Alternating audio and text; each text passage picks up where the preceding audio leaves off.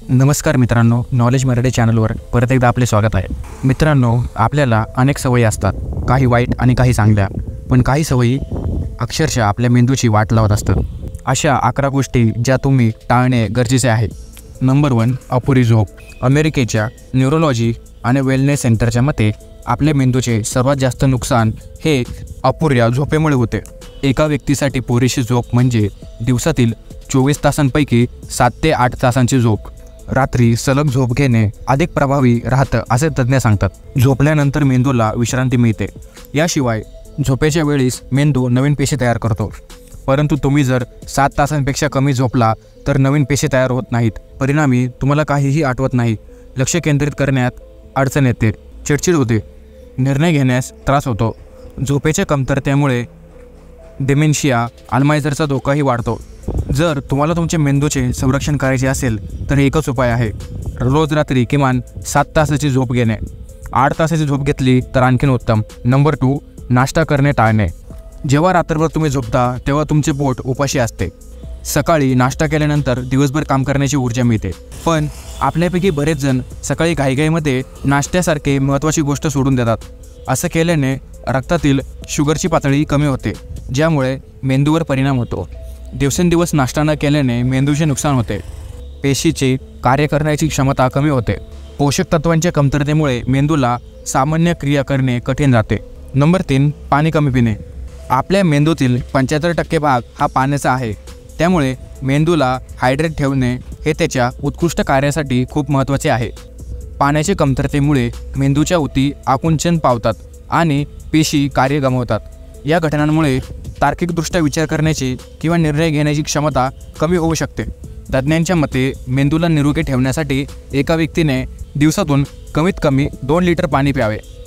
तुमचं वजन, आरोग्य, वय, जीवनशैली आणि हवामान यानुसार पाण्याचं सेवन वाढू शकतं. नंबर 4, दीर्घकाळ तणावात असणे. जास्त तणावामुळे मेंदूचे पेशी मरतात आणि मेंदूचा पुढचा भाग आकुंचन पावतो. त्याचा आपल्या स्मरणशक्तीवर आणि विचारशक्तीवर परिणाम होतो. संशोधकांच्या म्हणण्यानुसार जे लोक सतत कामात बुडून राहतात, इतरांनी काही काम सांगितलं तर त्यांना नाही म्हणू शकत नाहीत, अशा लोकांना सर्वाधिक जास्त ताण सहन करावा लागतो. पण असं करणं ताबडतोब थांबवा. कोणत्याही प्रकारे अतिरिक्त लोड घेणे टाळा. आजारी असतानाही काही जण मेंदूला ताण देणारी कामं करत राहतात. पण तुम्ही एक गोष्ट लक्षात ठेवली पाहिजे, ती म्हणजे जेव्हा शरीर आजारी असते तेव्हा मेंदू रोगप्रतिबंधक कार्यात व्यस्त असतो. यामुळे या काळात अतिरिक्त ताण न ठेवता मेंदूला विश्रांती द्या, थेट सुट्टी घ्या. असं नाही केलं तर त्याचा मेंदूवर दीर्घकालीन विपरीत परिणाम होतो, असे संशोधनातून समोर आले आहे. नंबर 5, गुगल सर्चचा अतिवापर. तुम्हाला आठवत असेल, आपल्या आधीची पिढी कॅल्क्युलेटरचा वापर न करता बरेचदा छोटी मोठी आकडेमोड करायची. अनेक फोन नंबर त्यांच्या लक्षात राहायचे. भरपूर पुस्तके वाचल्यामुळे त्यांचे सामान्य ज्ञानही चांगले असायचे.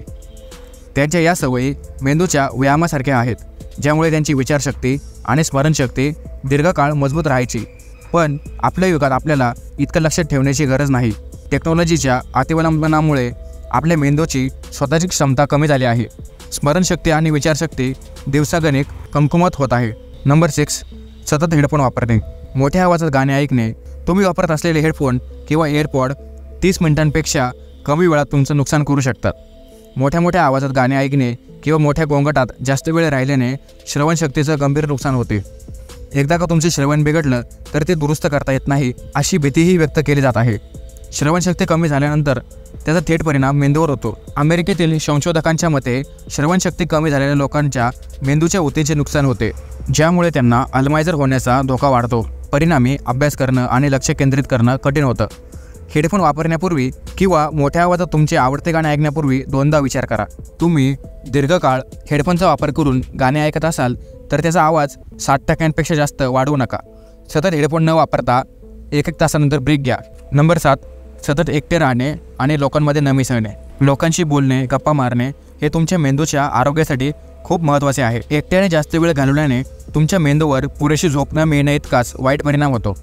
मित्रमैत्रिणींसोबत आणि घरातल्या लोकांसोबत राहिल्याने आपला मेंदू ताजातवाना राहतो. त्याऐवजी एकटे राहिल्याने नैराश्य, चिंता आणि स्मृतिभ्रंश आणि अल्झायमरचा धोका निर्माण होतो. तुमचा मेंदू निरोगी ठेवायचा असेल तर काही जवळचे मित्र आणि कुटुंबियांसोबत नियमितपणे वेळ घालवा. पण हो, ते सकारात्मक विचाराचे लोक असले पाहिजेत. नंबर 8, नेगेटिव्ह विचार आणि लोक. जर तुम्हाला सतत नेगेटिव्ह विचार करण्याची सवय असेल, आपलं काहीच होऊ शकत नाही, जगात खूप वाईट परिस्थिती आहे, आपण नशीबवान नाही आहे, असे नेगेटिव्ह विचार मेंदूला हानिकारक ठरतात.